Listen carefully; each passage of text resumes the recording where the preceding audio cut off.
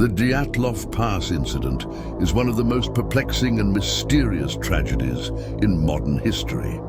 It took place in the Ural Mountains of the Soviet Union in 1959. The incident is named after Igor Dyatlov, the leader of a group of 9 hikers from the Ural Polytechnical Institute who perished under bizarre and violent circumstances.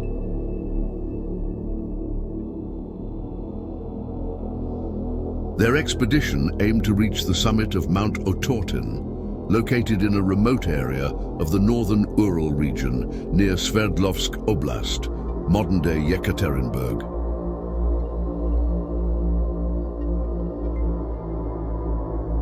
The area has long been steeped in legend, with the local indigenous Mansi people referring to the slopes where the tragedy occurred as Kholat Shakhl, meaning Mountain of the Dead.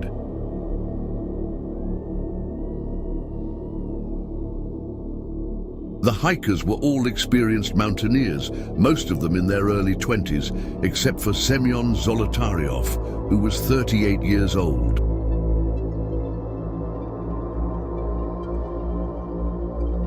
They embarked on the trek in late January 1959 with confidence, given their experience, aiming for a Grade 3 certification, the highest category of difficulty for Soviet mountaineers.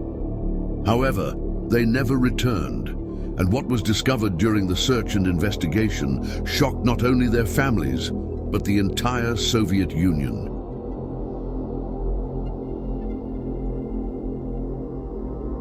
The team began their journey on January 25, 1959. Their plan was to ski from Vijay, the last inhabited settlement in the region, to the slopes of Otorten.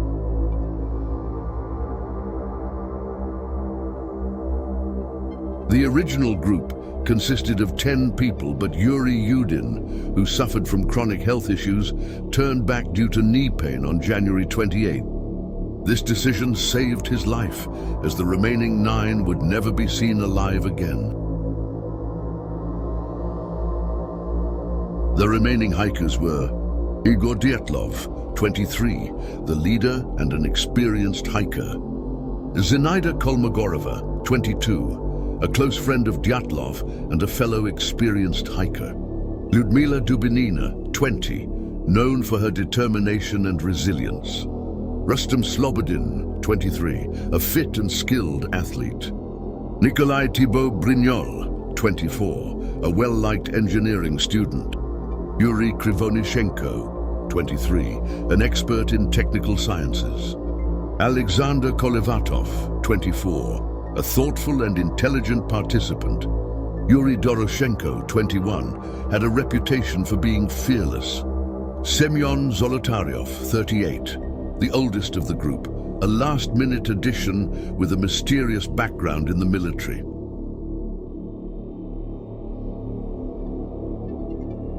The group kept meticulous diaries and took numerous photographs, providing a clear account of their journey up until the final day.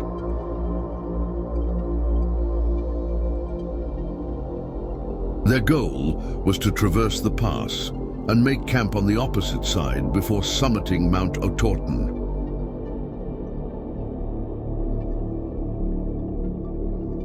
On February 1st, they veered off course due to worsening weather conditions, including heavy snow and high winds. Instead of retreating to a safer location, they set up camp on the eastern slope of Kholat Shakhl.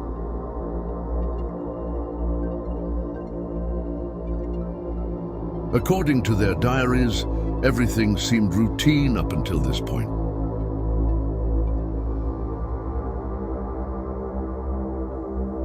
But that night, something unknown and terrifying happened, leading the hikers to abandon their tent in a state of panic. When the group failed to return by the expected date of February 12th, their families became concerned.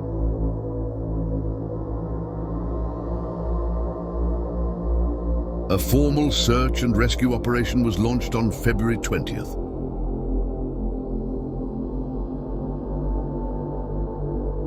It wasn't until February 26th that searchers found the hikers' tent on the snow-covered slope of Kholat Shakhl.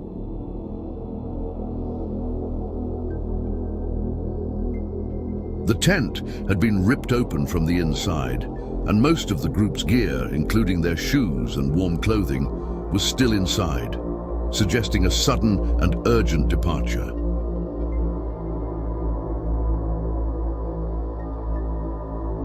The first two bodies, Yuri Doroshenko and Yuri Krivonishenko, were found near the edge of a forest, roughly 1.5 kilometers from the tent, dressed only in their underwear. They were lying beside a small fire, and branches from a nearby tree had been broken, indicating one or both had tried to climb it, possibly to get a view of the tent or to escape something.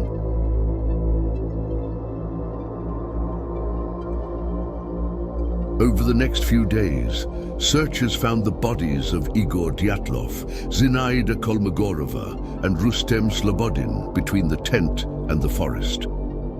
Their bodies appeared to be in poses, indicating they were trying to return to the tent. It wasn't until May, after the snow melted, that the last four bodies, Lyudmila Dubinina, Semyon Zolotaryov, Alexander Kolevatov, and Nikolai Thibault Brignoles, were found in a ravine further into the forest. These bodies showed much more severe injuries, including broken ribs, a crushed skull, and disturbingly, Dubinina's tongue and eyes were missing. Despite these catastrophic injuries, none of the bodies showed any external wounds, leading investigators to believe the damage had been caused by an intense force, similar to a car crash.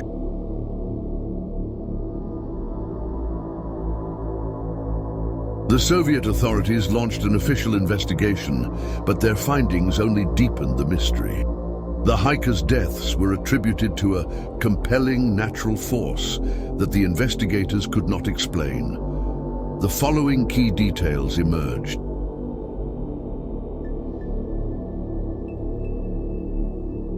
Unusual injuries. The hikers suffered injuries that did not match common patterns associated with hypothermia or an avalanche.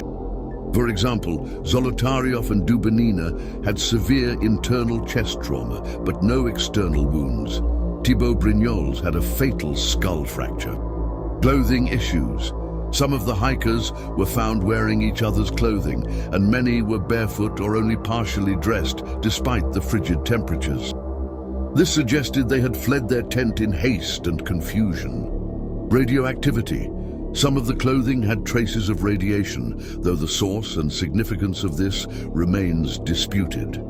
Orange spheres. Witnesses from a nearby village reported seeing strange orange lights in the sky around the time of the incident, leading to speculation that the hikers might have encountered some form of military testing or an unexplained aerial phenomenon. Lack of avalanche signs. Although an avalanche was initially considered as a cause, no evidence of an avalanche, such as debris or displaced snow, was found near the tent site.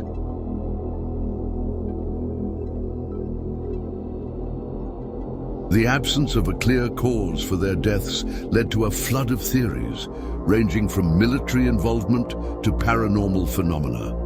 The official case was closed in May 1959, with the vague conclusion that the hikers had died due to unknown compelling natural forces. However, this explanation left more questions than answers. The closure of the case did little to satisfy public curiosity or the families of the deceased.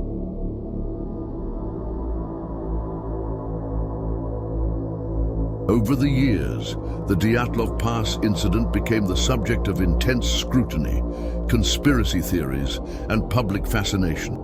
Many believe that the Soviet authorities covered up the real cause, particularly since the area was known for military testing, including parachute mines and rocketry experiments. The presence of radiation on the hikers' clothing and the reports of strange lights in the sky fueled speculation of a secret government operation gone wrong.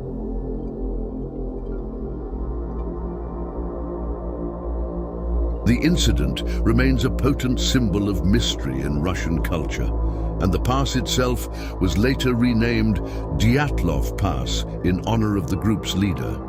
In the decades that followed, Journalists, researchers, and adventurers revisited the site, but none have provided a definitive answer to what occurred that night. In 2019, Russian authorities reopened the case, but their conclusion again suggested that an avalanche or a similar natural disaster was to blame.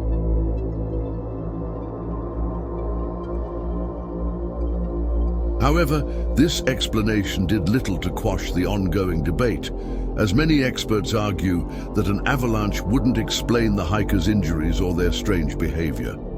A wide range of explanations have been proposed over the years to account for the hikers' deaths, none of which have been universally accepted. The main theories include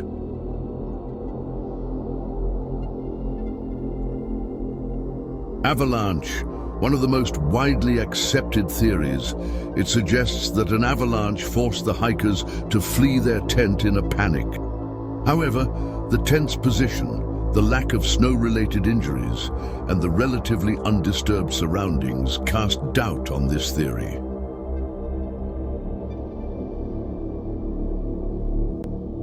Parachute mines or military tests. Another theory posits that the hikers accidentally stumbled into a military testing zone, possibly encountering parachute mines, which explode in mid-air and cause devastating injuries. This would explain the orange spheres reported in the sky and the radiation on some of their clothing. However, there is no direct evidence linking the hikers to such tests.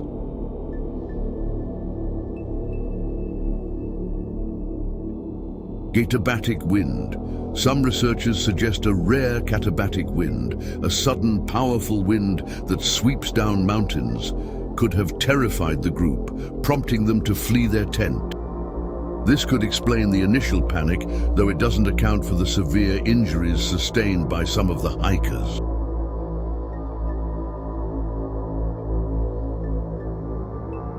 Hypothermia and paradoxical undressing. As hypothermia sets in, victims often experience confusion and paradoxical undressing, where they remove their clothes because they feel excessively hot. This could explain why some of the hikers were found undressed, but this doesn't account for the serious internal injuries.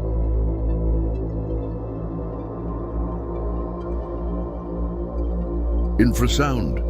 Some theorists suggest that infrasound waves caused by wind passing over the mountains could have triggered panic in the hikers, causing them to flee the tent in confusion. However, this does not fully explain the physical injuries.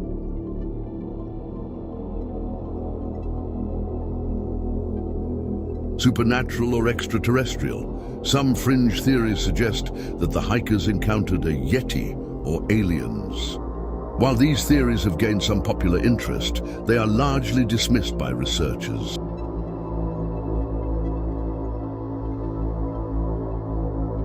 Despite numerous investigations, modern forensic analyses, and even governmental reviews, the Dyatlov Pass incident remains unsolved.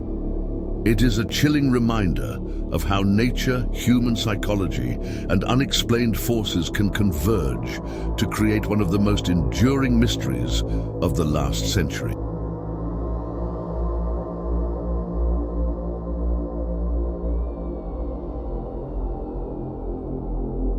If you like our content, please don't forget to like and subscribe. It will help the channel and keep it alive.